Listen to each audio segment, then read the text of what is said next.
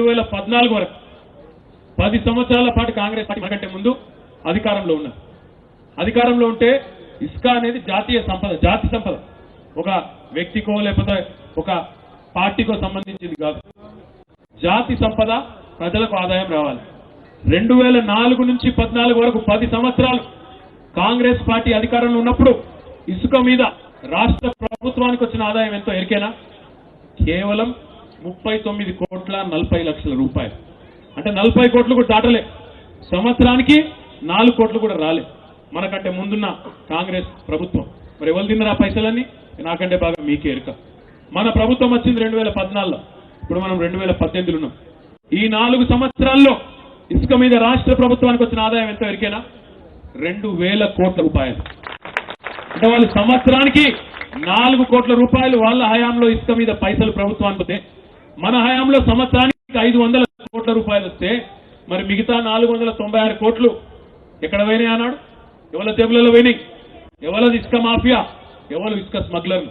ఈ దుర్మార్గులు కాంగ్రెస్ నాయకులు. ఎక్కడికక్కడ పలారం బుక్కినట్టు ఇసుకను కూడా మింగి ఇసుకాసురుల మాదిరిగా తయారై సిగ్గు లేకుండా ఇవాళ కొంతమంది ఇక్కడ మాట్లాడుతూ ఉన్నారు. సిగ్గుండలా మాట్లాడడానికి. ఎవరి హయాంలో ఏం జరిగిందో బహిరంగంగా చెప్తా ఉన్నా. 10 ఏళ్లలో మీరు సంపాదించింది ఇసుక మీద 40 కోట్లు, సంవత్సరానికి 4 కోట్లు. మన ప్రభుత్వంలో 4 ఏళ్లలోనే 2,000 కోట్లు, సంవత్సరానికి 500 కోట్లు. మరి ఎవరు ఇసుక స్మగ్లర్లు? ఎవరు ఇసుక మాఫియా? దీన్ని బట్టి మీరే నిర్ణయం చేయాలని చెప్పి కూడా నేను కోరుతా ఉన్నా. ఇది మాత్రమే కాదు, చిల్లర మల్లర మాటలకు ఏం లేదు. అభివృద్ధి మీద ఏది పడుతుంది నోటికి వచ్చినట్టు మాట్లాడుతూ ఉన్నారు. ఇట్లాంటి వాళ్లకు బుద్ధి చెప్పాలంటే వేరే వాళ్ళ మీద వాడు కరవాల్సిన అవసరం లేదు, కొట్టాల్సిన అవసరం లేదు. ఒక్కటే ఒక్క మందు ప్రజాస్వామ్యంలో కుక్క కాటుకు చెప్పు దెబ్బ అన్నట్టు కాంగ్రెస్ పార్టీకి మీ ఓటుతో బుద్ధి చెప్పండి, ఇసిరి కొట్టండి బంగాళాఖాతంలోకి అని చెప్పి నేను మీకు విజ్ఞప్తి చేస్తా ఉన్నా. ఎందుకంటే దుర్మార్గమైన మాటలు, పని చేసే వాళ్ళ మనసు నొచ్చుకునే విధంగా నారాజు అయ్యేట వాళ్ళు ఊకునేటట్టు వాళ్ళు చేయరు, ఇంకోళ్ళు చేయకుండా ఇలా అడ్డగోలు జమాబందీ వ్యవహారం ఏదైతే జరుగుతూ ఉందో దీనికి అడ్డుకట్ట వేయాలంటే 100కు 100% మీరే సరైన న్యాయం చెప్పాలి. అందుకే మీ దగ్గరకు వచ్చినాం. కోర్టులో పోయి చికాకులు పెడతారు, మాట్లాడితే కోర్టుకు పోతారు. కోర్టుకు పోవడు తప్పు కాదు. అన్యాయం జరిగినప్పుడు ఎవరైనా కోర్టుకు పోవాలి. ఇప్పుడు మా అమ్మగారు ఊరు కొదురుపాక మునిగిపోయింది మిడిమానేరులో. మా నాయనమ్మ ఊరు పోసాన్పల్లె అప్పర్ మానేరులో మునిగిపోయింది. అటు మా అమ్మగారి తరపు పోయింది ఊరు, ఇటు మా నాయన తరపు కూడా ఊరు పోయింది. అప్పర్ మానేరులో ఒక ఊరు పోయింది, మిడ్ మానేరులో ఇంకో ఊరు పోయింది. ఊరు మునిగినప్పుడు, భూములు పోయినప్పుడు ఎవరైనా కూడా బాధ ఉంటుంది.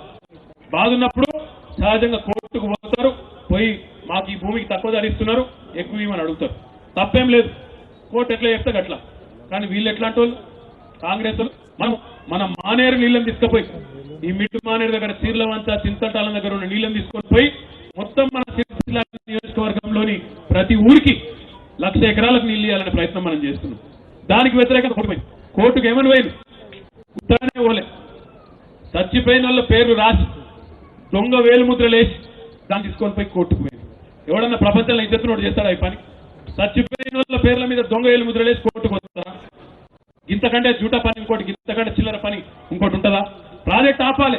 వాళ్ళ భయం ఏంటంటే ఒకటే, ఇటు ఎకరానికి ప్రతి పొలానికి తాగునీరు ఇచ్చి ఇంటింటికి తాగునీరు ఇచ్చినాక మా కిందికి నీళ్ళు వస్తాయి, ఇక మాకు రాజకీయం ఉండదు, మాకు పదవుల్లో మన్ను రావని చెప్పి వాళ్ళ భయం. ఆ భయంతోనే ఇన్ని రోజులు వాళ్ళు చేయలేదు. ఇవాళ మనం చేసే ప్రయత్నం చేస్తుంటే 1 కాదు 2 కాదు 200 కేసులు ఇవాళ కోర్టులలో వేసినారు. ఇక అందుకే మేము కూడా నిర్ణయించాం, ఈ కేసులు కొట్లాడు గెలుసుడు అవన్నీ నడుస్తూనే ఉంటాయి. కానీ అస్సలు సిద్ధమైన కోర్టు అంటే ప్రజా కోర్టు. ప్రజలకు మించిన కోర్టు ప్రజాస్వామ్యంలో ఏది కూడా లేదు. అందుకే మీ దగ్గరికి వచ్చినాం, తీర్పు మిమ్మల్ని చెప్పమని అడుగుతా ఉన్నా.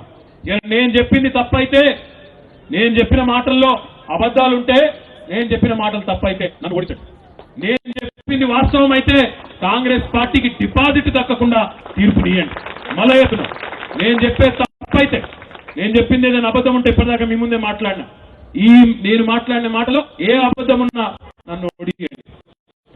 ఒకవేళ నేను చెప్పేది వాస్తవం అని మీరు అనుకుంటే వాళ్ళ డిపాజిట్లు గల్లంతు చేసి వాళ్ళను ఊరవతలకి తరిమి కొట్టండి, పొలిమేర దాకా తరిమి కొట్టండి.